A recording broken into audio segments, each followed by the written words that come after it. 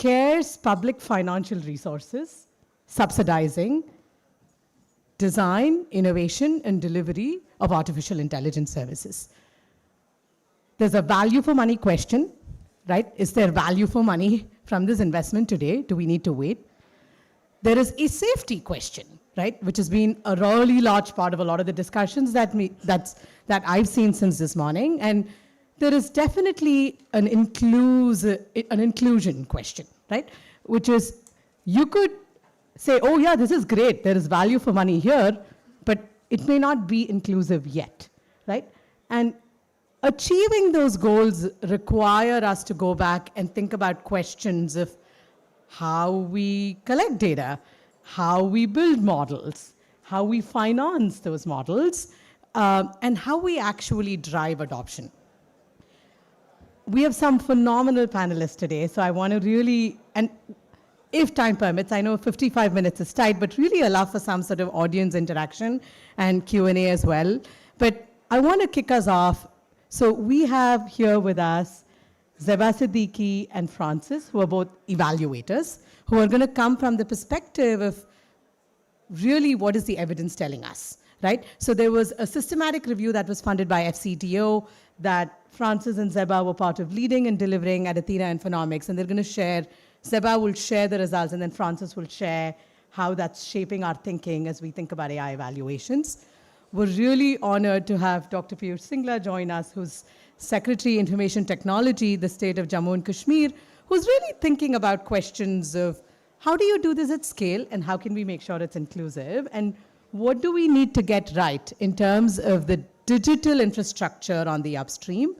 And Professor Kavya, who's joining us from IIT Delhi, who's going to touch on this very critical aspect of adoption, which will not come without the trust infrastructure at the last mile and the human interface, and what we're learning through the work that she's been leading and delivering on. With that, I'm going to hand it off to Zeba to talk us through what we're learning from the FCDO systematic review. Clicker. Thanks, Deepa. Thanks a lot for situating Athena's work in this landscape. As she mentioned, this was a rapid review that was commissioned to us by the RCC FCDO Government of UK, University of Birmingham, and International Initiative for Impact Evaluation. The idea behind this was to map what kind of AI solutions or AI-enabled interventions are being used for what kind of agricultural problems. Now, having said that, we were also cognizant of the fact that we not only want to map it in a very technocentric manner, but we also want to understand what are some of the welfare-related indicators related to agriculture. I am drawn towards the point that one of the panelists in the previous health-related discussion they alluded to is that you have to also measure the right kind of outcomes. So in order to do that, we embedded rapid review, a very rigorous methodology with more qualitative and narrative-based methodology in order to cull out the more relevant, the more well-informed and well-rounded sort of details in terms of how does it impact smallholder farmers across Global South, across lower and middle-income countries. I'd quickly mention what are some of the key evidence base that we found in this study. And then I would also discuss a little bit about what are some of the qualitative or narrative-based details that came or that were generated through this study. We looked at over 55 journals. We also looked at around 19 to 20 repositories, both academic and organizational repositories. And we also looked at over 100 gray literature, just to ensure that we're not missing out on anything relevant.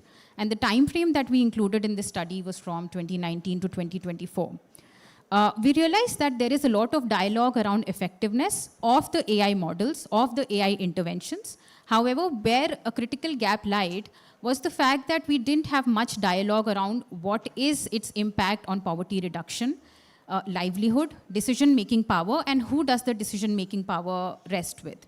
There is also, we did find that there is a lot of impetus on using AI models around crop production, pest detection, precision agriculture models, large language models. But they were directed to, or the studies or the evidence were essentially directed to understanding how are these effective, how are these solutions addressing or faring in terms of performing or not performing. Again, there was a lot of, in previous discussions, we see that there is a lot of dialogue around, not just measuring the pilot, but also measuring the sustainability of those interventions. This is something that we realized when we were doing the rapid review, and which was sort of also came up in the case studies and the deep dives, is that the AI models, especially in agriculture, are much at a very nascent stage. At a very pilot stage. We do see surge of a lot of supply side designs where AI is sort of being seen in agricultural practices. However, those models do not sustain. I'd briefly like to touch upon why do they not sustain, or what are some of the challenges that we encountered. And these are the gaps that we identified during our analysis. Firstly, adoption-related challenges is essentially driven by lack of trust. The limited amount of trust is because we do see, agriculture is essentially a very conventional, a very traditional field, wherein we see that, people from a certain generation, they're not ready to take that financial risk in order to take up a new technology. Hence, there is lack of adoption, and there is also the lack of trust in terms of, adapting to something that may or may not lead to the desired sort of outcome. So we also realize that, behavioral changes are very difficult to overcome. Sure. I'm actually not reading through the slides, so that's fine. You're not using the slides at all? No, I mean, it's just, I'll just, because I have my notes made, so yeah. So in one of the case studies that we studied, that we did in the African context, is based out of Kenya, where we realized that a lot of cooperatives, farmer cooperatives that engage farmers, are also disseminating a lot of information in terms of how to use AI-enabled solutions for financial services, for banking services, and so on. While this is a good avenue to percolate information to the right kind of audience, what we realize is that these cooperatives, also called SACCOs in the local context, did have high amount of male membership or male concentration, as opposed to women who were not traditionally part of these organizations. Now that brings us to my second point, is gender disparity or gender inequality.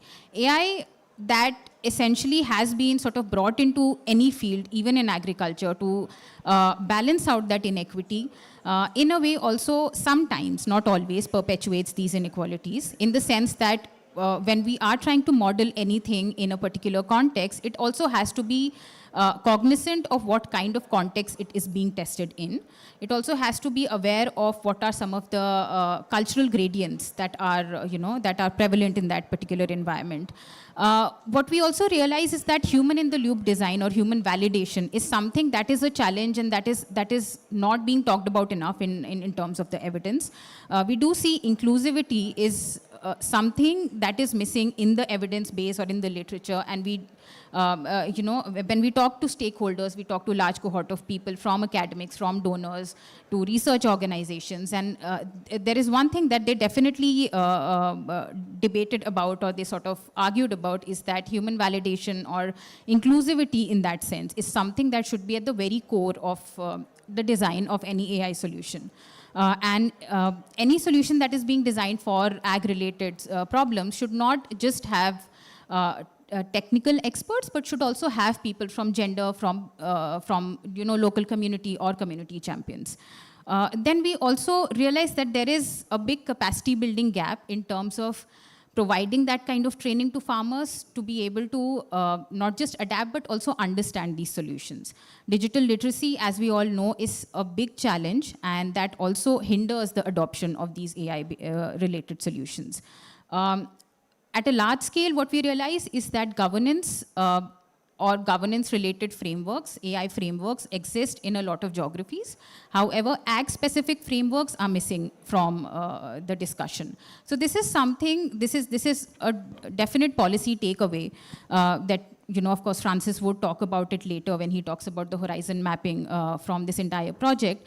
But absence of ag-related governance or ag-related policy framework are a definite evidence gap. Absence of localized data or using average assumed data from national data sets, or absence of consent or taking consent from the farmers in terms of how the data is going to be used is also one sort of dialogue that is missing from the evidence base. We also realize that there are financial constraints, there are financial sort of functions, indicators that are attached to using any AI-enabled solutions in agriculture, while a large-scale farmer may may function at economies of scale, a small-scale farmer may not do so, which is why there is a definite inertia in terms of adapting to these solutions. Again, coming back to the gender point, there is gap in terms of ownership of assets, ownership of land, ownership of smartphones, or even basic, these kind of paraphernalias where women are sometimes at the fringes and not at the very core of these solutions. Financial inclusion is also a big problem when we're talking about enabling financial services through AI interventions, because a lot of times women are also left out from the banking sort of sector or formal banking networks. So these are some of the gaps that were flagged during our study, and I think I would just leave it to the fellow panelists to sort of allude to these points and also talk about them in details. So yeah, that's all from my end. Deepa. Thank you, Zeba. A quick question before we go to the next panelist. Is there something that surprised you from the systematic review? We know about the digital literacy stuff. We know about the finance and scale stuff. Is there something that came out of that systematic review that you went, whoa, I didn't expect that?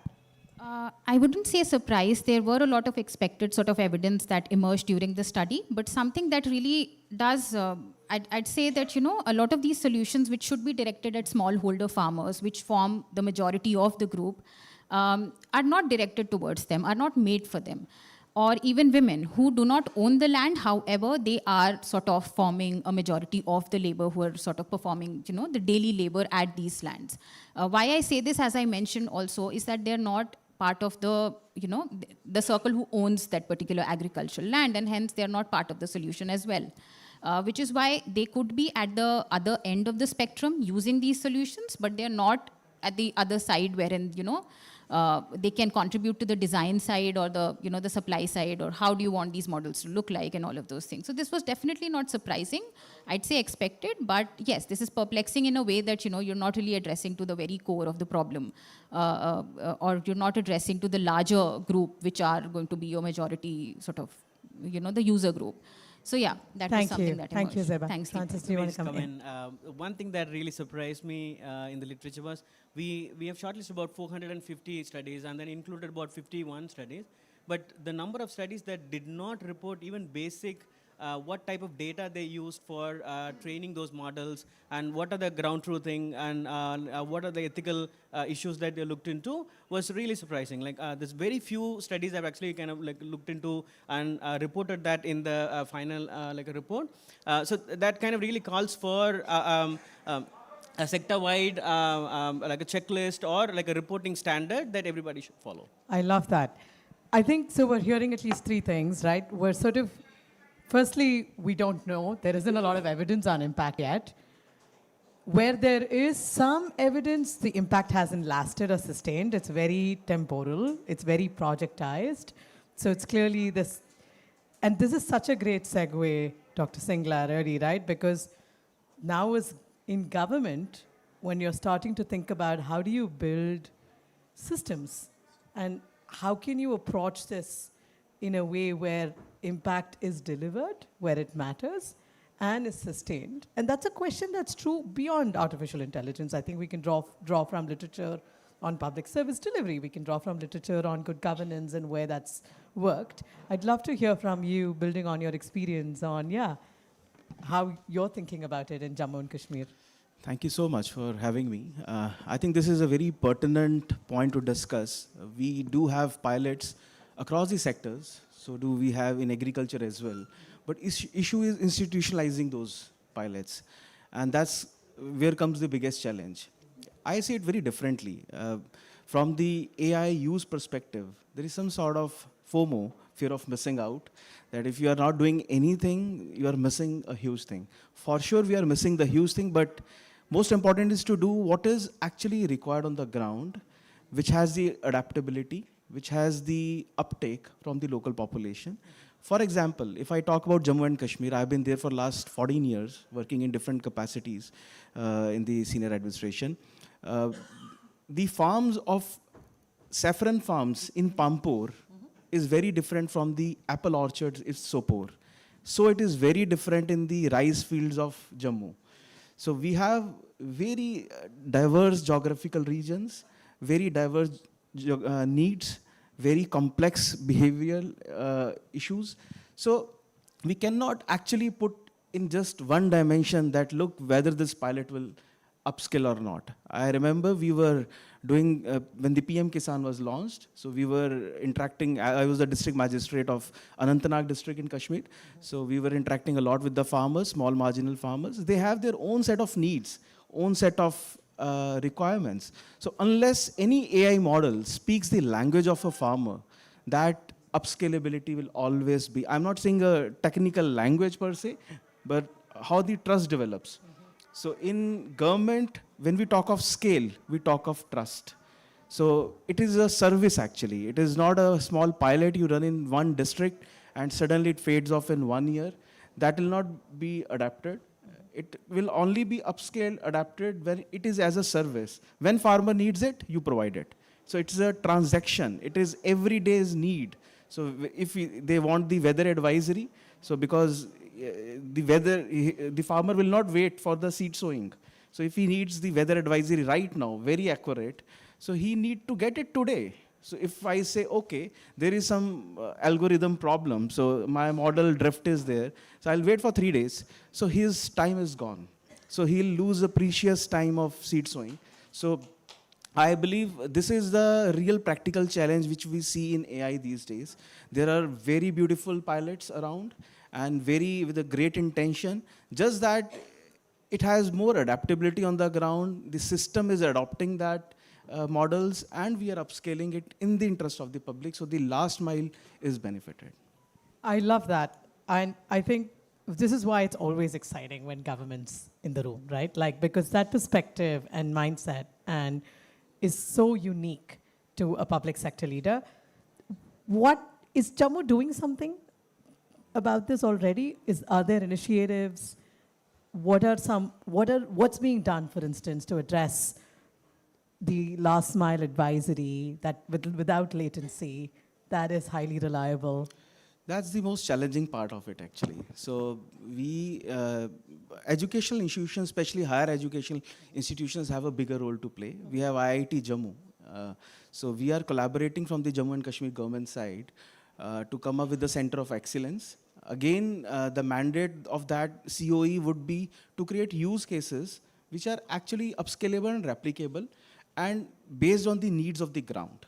So we all must be knowing about the Daksh Kisan, that there are a lot of AI solutions, AI platforms, where weather advisories and other kind of things are given. But to have it more comprehensive, without latency or minimum latency, and suiting to the geographical needs of Jammu and Kashmir. The farmer in Jammu needs a very different advice than my farmer or horticulturist or orchardist in Kashmir. So that variance is huge. So we have to have those models which actually help with that. So our COE would be taking up very few use cases rather than what actually feels from our side it can be taken. No, we are thinking from the maximum problem perspective. So when you have unscheduled rains, when snows, untimely snow and sleet can damage the full apple crop. The full season is gone. So we are trying to work on those use cases and trying to come up, most important is the data, in my opinion, right now. So we are coming up with good data sets so that we know what is the trend of last 20 years or 30 years about the weather advisories, how the forecast has been, what my farmer needs in that space. Then we can feed that data to the models in collaboration with the academia, industry, and can come up with the real use cases which are upscalable, rather than just pushing very less data from small district level sample size, which we do not want to do. Lovely. So this, I think, and I struggle with this, right? As someone who's operated at the intersection of research, policy, and practice. We need policies to be designed to be scalable, but the reality is it has to be highly customized and bespoke, right? And that's a difficult intersection to navigate, right? Because when you're designing a new program or a policy, you're making some assumptions about what impact could look like, and you're operating with certain principles of how you will deliver that. Now, in the absence of feedback loops, right, we're never going to really know if the policy is really working or not. And that's a really, and this is a book that I love. It's called Seeing Like a State, which kind of talks about why public sector schemes fail, right? And at the heart of it, it's not because of intent or even complex political economy dynamics. They go on to say it's because we just don't learn. We have no way of learning cost effectively on what is and isn't working, so that our policies end up being static documents and systems that are stuck in bureaucratic inertia rather than allowing for dynamic engagement in terms of what is and isn't working. And I think that, Professor Kavya, probably is an area where I'd love for you to come in, because you've been thinking and working on questions of how do you do that? In practice, we all know it's important. We know there are challenges, right? Like, none of us in this room will say otherwise. We need feedback loops. But how can we build those systems of feedback loops and dynamic accountability and policy responsiveness?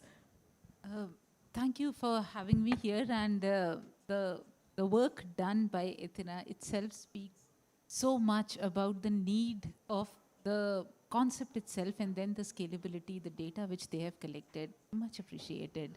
So coming to the question, I would say that agriculture, healthcare, and welfare schemes, they are the source of big data in our country. And they should be treated like a big data source. They should not be treated like a lab scale work. We make policies, but then if you see our trajectory is from pilot to policy.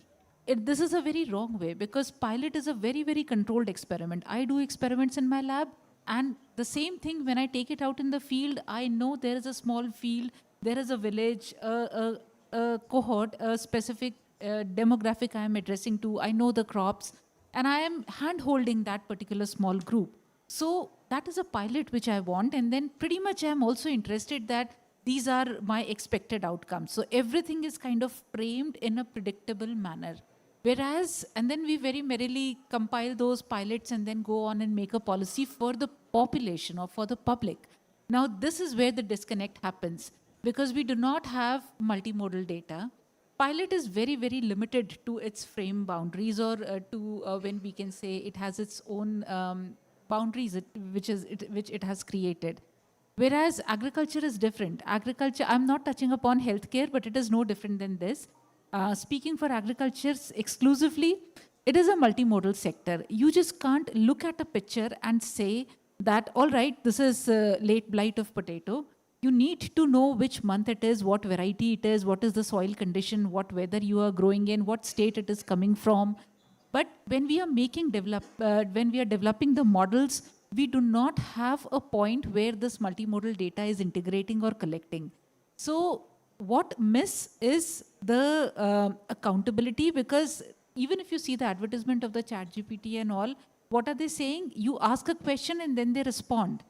But at the back end, there is a whole lot of training which goes inside. And if this training is not on Indian system, if this training is not hyper-localized, if this training is not repetitive, that means feedback models, as she rightly mentioned, if there is no feedback loop or a constant learning, we do not have, saying it is self-improvising. That would be technically a little too alarming.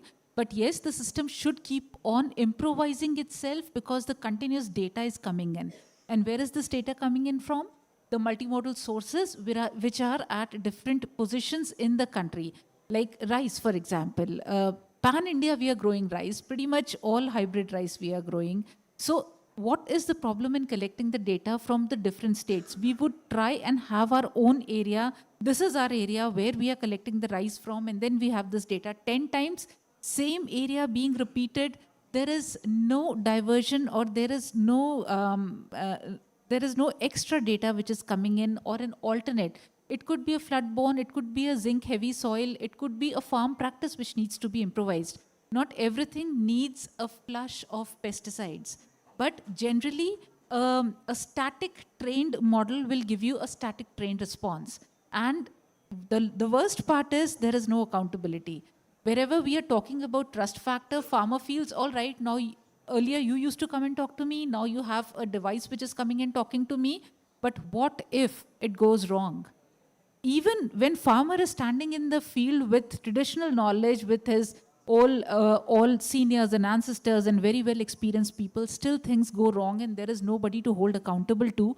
And then we expect him that this is the device, it should replace all your wisdom, all the experience, and this is the best thing to be. The world is just moving on moon right now with this device, so you just take it. And if you don't take it, he rightly said, there is fear of missing out. You are no more the mainstream person.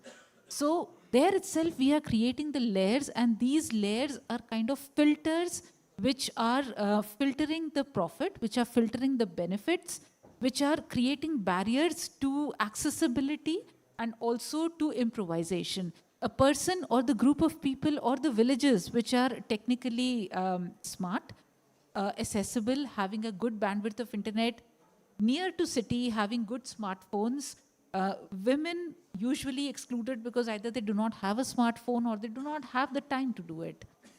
So we are kind of narrowing down with the data, with the users, and also with the area from which we are trying to train our problem, which we are trying to train our model.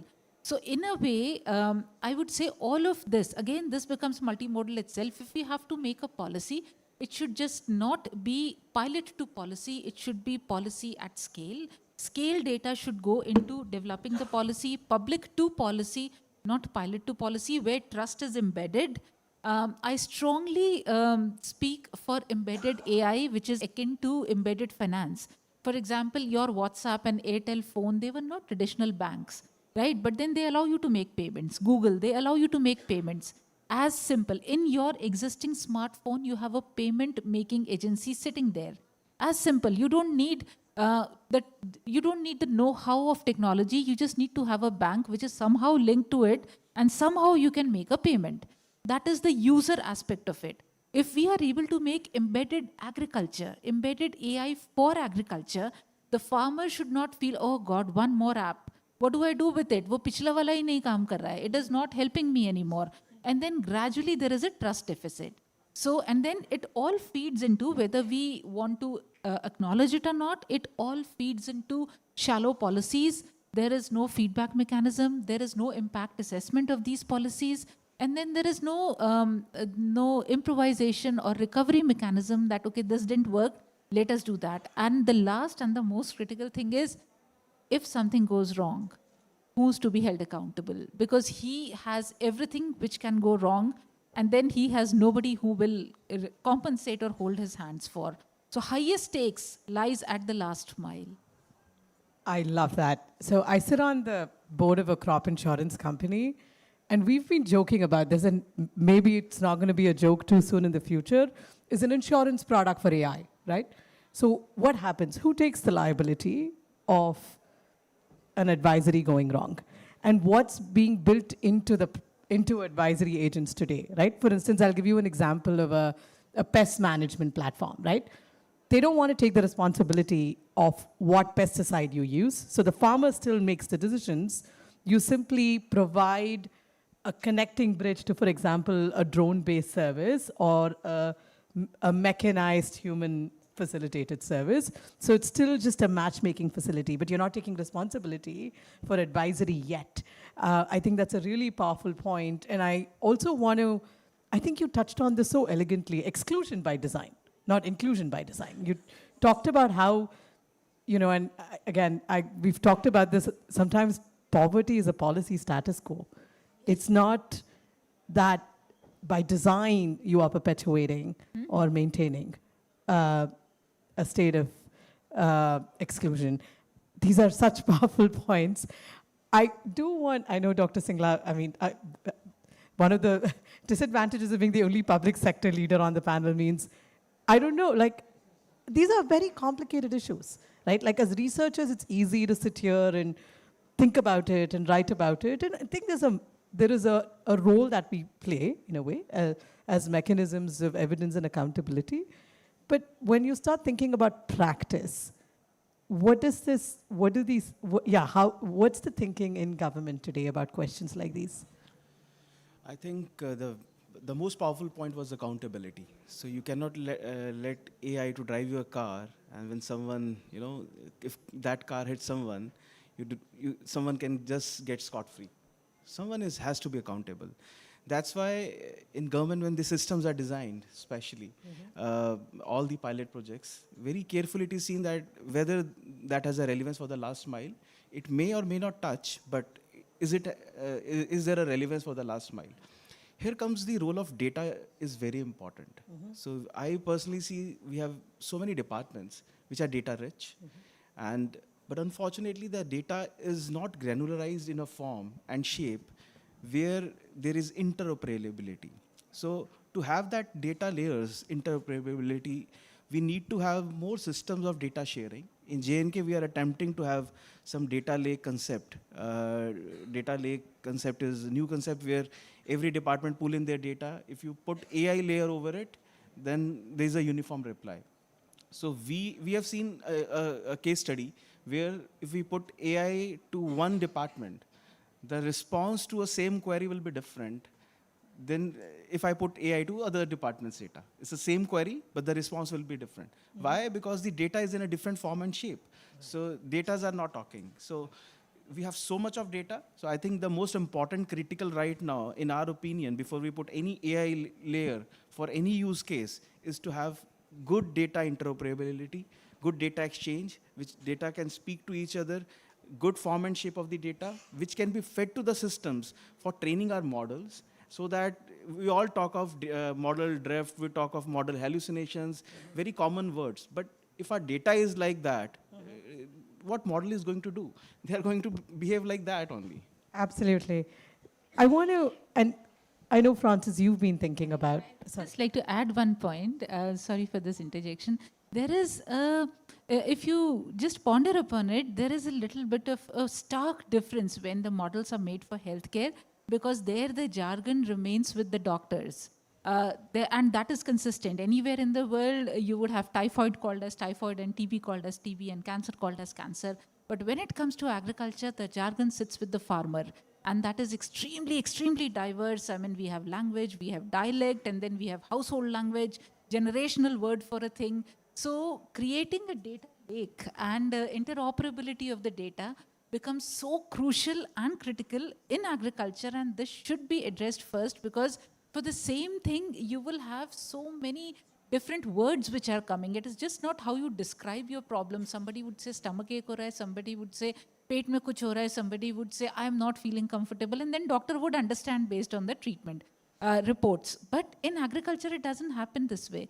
So it is very, very sensitive, like a thin glass we are walking on. So data pipelines should be very well structured, culminating into data lakes, and then data talking to each other.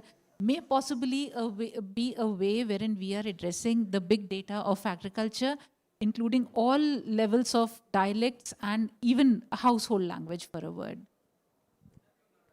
Amazing. Gosh. Maybe, Francis, I'm going to make your job harder then, in a way, right? Because as an AI evaluator and as a sort of having spent a lot of time thinking about this and working on this, Francis, you've been trying to come up with almost like a framework to navigate this complexity, right? That ties in the interests and the incentives and the practical considerations that governments lead with, but also what we know is important from a technology governance regulation standpoint. And finally, an impact standpoint, right? In terms of what we know and what matters, right? Like, while the language might change, we've now worked across different states. The two biggest things every farmer wants is better prices and affordable inputs, right? In fact, credit is like if you could address these two, and then credit, in fact, dependence on credit goes down. So at least the needs are universal. At least there's enough convergence on some of the core things that has a huge impact on their quality of life. But Francis, how, if you were to sort of think about a framework, how would you go about doing it? And do you have advice for governments and practitioners and researchers? Thanks, Deepa. Yeah. Both Dr. Singla and also Professor Kavya ended their like part with a very difficult question, like said the accountability question. When something goes wrong, who's accountable? Who's like responsible? And they also like talked about like there are several challenges that actually kind of leads to like say lack of interoperability of data or lack of feedback from the end users. All that kind of like leads to this like a problem. But like put the question differently. Like we have like lots of pilots from that's what we see in the literature review as well. But then almost like none of them have actually kind of like moved on to like kind of scale to kind of become part of the like public infrastructure. So what would we need for a pilot to become a full scale like project? Like say like what type of like an evaluation or governance architecture that we need to like put in place like so that that we are kind of like confident of the final like results. So along with the literature review, we also did like series of case studies in Africa and also in India. So from those case studies, like what we have actually distilled like three like buckets of like issues that that we would need for ensuring that the pilots when they move to like a scale, we could be like relatively like more confident of the results that like could like come out of that. Like so, the first like a pillar is actually the model safety, the model verification that pretty much almost like all the like model like builders, their application like engineers would actually do. They would be like looking at the consistency of the results that coming out of the model, the efficiency like of the model and so on. But in the framework that Athena has actually developed, the question that we actually ask is like beyond like model like safety, like we are asking like model safety like for whom? Like this has been like say the engineers do like a stress testing like for different types of inputs that like Professor Kavya talked about, like say the inputs could come from in varied like fashion because of the language actually changes and so on. So the model could be like a tested in the lab like testing, but like was this really tested with like people in the real world like testing? So that's like for the basic like block for model safety.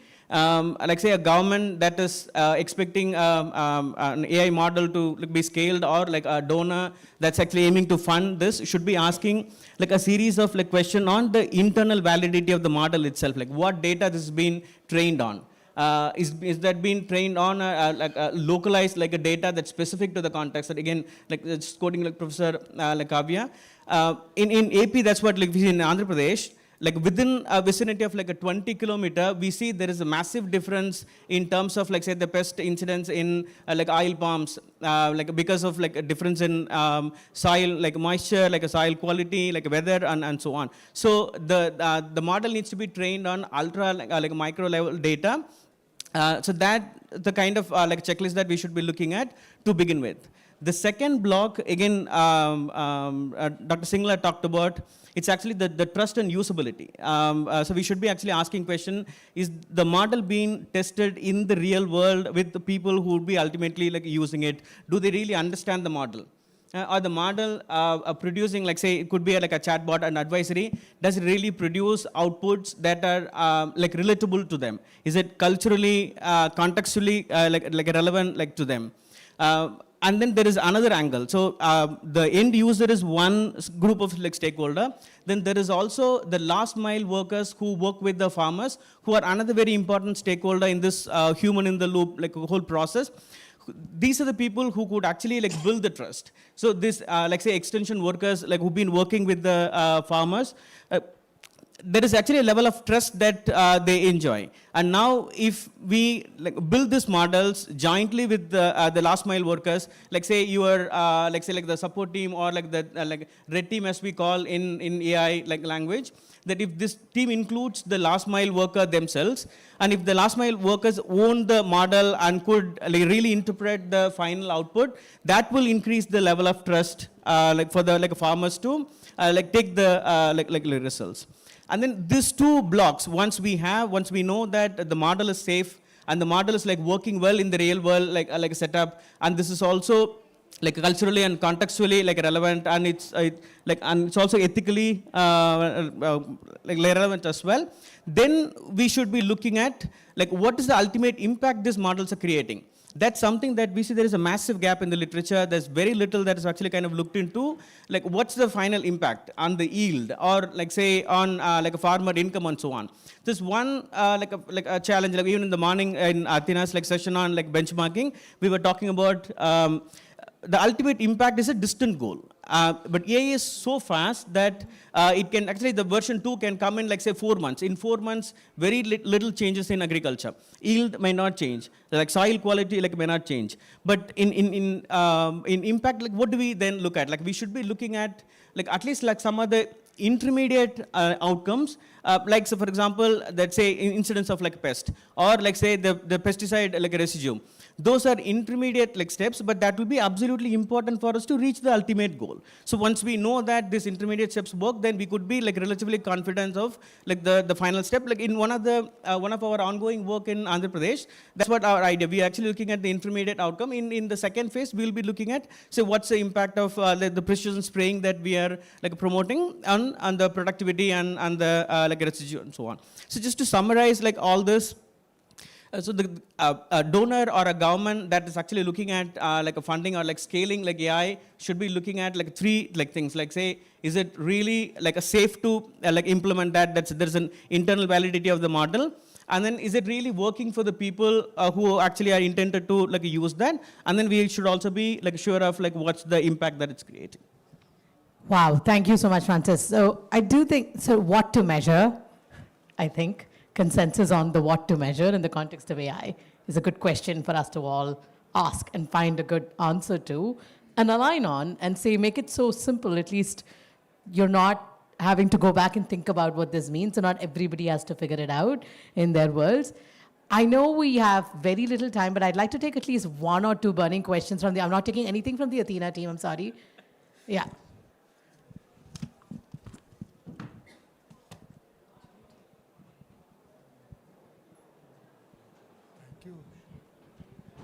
I'm Dr. Sailendra. I'm CEO of AgriGati. AgriGati, we have deployed, we have prepared the model to use the DPI and UFI going to be from Government of India. And while doing that, I want to just share one example. Javier mentioned about extension worker ownership of the model, so that accountability is there, responsibility is there. Someone is there to just see what is the result. What happened, we are NRI, and we are taking care of our native place. And for our native place, native block we have selected. And in our native block, we have developed this AgriGati. And we have increased 4 to 8 time income of the farmers. Oh, lovely. 4 to 8 times. We are just converting information into income, not only just knowledge. We have seen the agri stack of Government of India. It is static. We have built up the dynamic one, so that there is a soil master sensor, there is a coordinator, and it is delivering directly to pesticide to the farmers. And that dynamism should be there, because it is day-to-day operation. Market is there, market price is there. What we have faced the problem that the data at block level, district level from Government of India, that coordinate is not that much precise. Drone is going to somewhere else. And these things are there. And we make sure that our model is from bottom to bottom up, so that we have we have selected our native place because we have to be accountable for our native place. Okay, firstly, congratulations. I know I saw another hand go up, and can we just get a round of comments and questions, and then I'll come back. Amazing discussion, and just to introduce myself, I'm a general manager and CTO of Sardar AI. We are AI readiness company. We have already trained 10 million people across the globe, and we are creating the personalized AI role-based courses and certification. So one of the point that you have mentioned, and I would like to echo on that as well, I feel the mechanism which is missing is a reward mechanism. In India, Indian runs by heart. So, if you want to have an embed AI, if you want to have an inclusive administration, if you want to have a proper framework, I feel that reward mechanism has to be driven by the government. So that incentive. Exactly, ma'am. Because see, in India, I think it's always, what's in it for me. So, if we can figure out that route, I feel we will get the last mile information from every single farmer you want. The reason everybody is on the WhatsApp, I tell you, we are saying that there is a digital literacy problem. We have done a survey of more than 10 million people in India. We see everybody out of 10 million people, 98% people are using WhatsApp. So I feel that it's not about the ecosystem. It's about making the reward mechanism much more stronger. But the amazing panel, it was, and topic was really touchy. Thank you so much. Thank you so much. Gosh, quite a few hands. I'm only going to be able to take two more. I know he had his hand up before, and then you, and I apologize for that. I'm going to have to. Yeah, Madam, this is Guru Raj Mahajan. I'm the coordinator for Smart Agriculture and Entrepreneurship Program in India for Tampere University, Finland. So we have been working with agricultural universities from past 14 years. So as you mentioned, we worked on participatory development. So my question to you is, you mentioned about this is the era of embedded AI devices, which are happening. For example, one of the Pune-based company, they are looking for the soil testing. As the soil testing cannot take place across the India, so there are limited labs. My question to you is, what is the solution to we reach out to the final last mile farmers, madam? I mean, specifically final marginal farmers, madam. I'll come back after that. One more. Yeah, thank you very much for giving me this last opportunity to interact with wonderful panel. Yeah, absolutely. So it's more of a question, or I would not like to bias this discussion by giving my introduction immediately, but I'll hold it for some time. But I can give you an experience that I have an experience of meeting or managing the inputs from 2.5 or 25 million farmers odd. Okay. Now my point is that I'm also a practitioner of AI and from UT Austin, so I keep working on the problems. I always believe that agri is very complex in India. Why don't we take lessons 5 years, 10 years back, which happened in banking and health sector? See, what happened was, when the AI got introduced, banking and health never went for solving everybody's problem on same day. We don't need to boil the ocean. We just need to pick up two clear-cut problems, maybe state-wise, maybe central-wise. Like look at banking. Thousands of problems, but they picked up only that, how do I manage my fraud system? They solved that top-notch, and then they created a web of solving the other problems. Similarly, healthcare. If I go back 10 years or 8 years back when the AI started building up before it coming to India, it was primarily how do I solve the breast cancer problem? Nothing else. And whole lot of exercise across the US and other part of the world, directly or discreetly, were focused only on collecting the information around the same. Nothing else, no else to be solved. And they just nailed it. That created an ecosystem, the environment, the confidence. So what I'm trying to say, can we portray that and bring out agriculture issue 1 or 2 and focus only on that? Thank you. There's a data quality question, particularly Government of India. There is an incentive question, right? There is a question of, and maybe that's what we end with. What's that one burning thing we should solve for in agriculture? And then there is a question of feedback loop. Can we do rapid? Who can take can I give it? Yeah, maybe the incentive question. So, yeah, just Each of you could, and also the burning question. What is that one problem that you think we should solve for, and then we can close? I think it was discussed about the health and the finance sector. It is about creating the DPI, digital public infrastructure, which is like a pipeline which can be used for any different kind of purposes. So, and many use cases can be drawn to it. Where we are heading is creating a DPI structure, so which is based on trust, and you can use n number of cases over the years. Over to the next speaker. Thank you. Very quickly, I just want to respond to your question. When I said like making the last mile workers part of the design team, I meant was they would be part of the trust building process in feeding into that, not making them as accountable, but like this human in the loop would actually having the last mile worker would really kind of help design and also help the workers like own this, and then would be able to like build the trust of the like farmers. And then in one of the ongoing work that we are thinking about, like involving last mile workers who would also be empowered to override the results or like the advisory of the like AI, and they would feed that information back for the next round the model to like develop. So that's the human in the loop that would make the whole process more trustable and accountable. I would answer your question about how to embed AI into the systems. So it is not impossible, but it is not that easy. We are doing it in different areas, like I said about finance. I also said about like your communication for WhatsApp. But agriculture is little diverse, and agriculture is very, very personal to the last ground. And the impact is huge, not only for the farmer, but even for the nation. It's a cascading effect. The crop loss converts into food loss, and then dollar loss, so on and so forth. So what I can say is right now that in order to make embed AI for agriculture, it should be the layers which need to be strengthened, and it should be a top-down approach.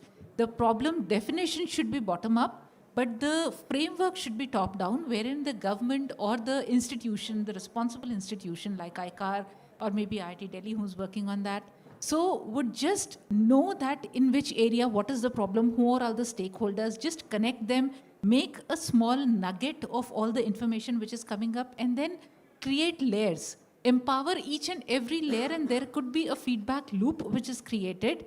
So that is the only way we can have backward and forward talking of the information which is moving, and that actually embeds. First it will embed in the pipeline, and then it will embed on the device.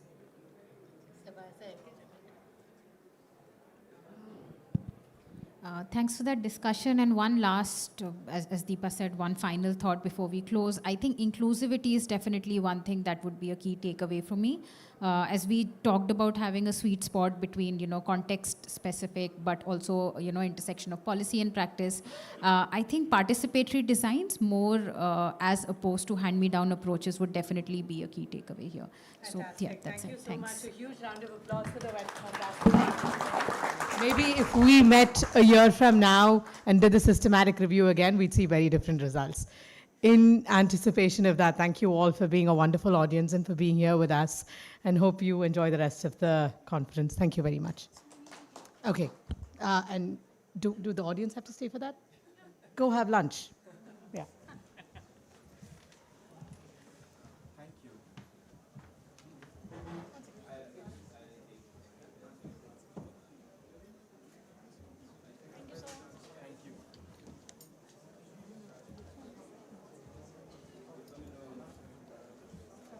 Nice session.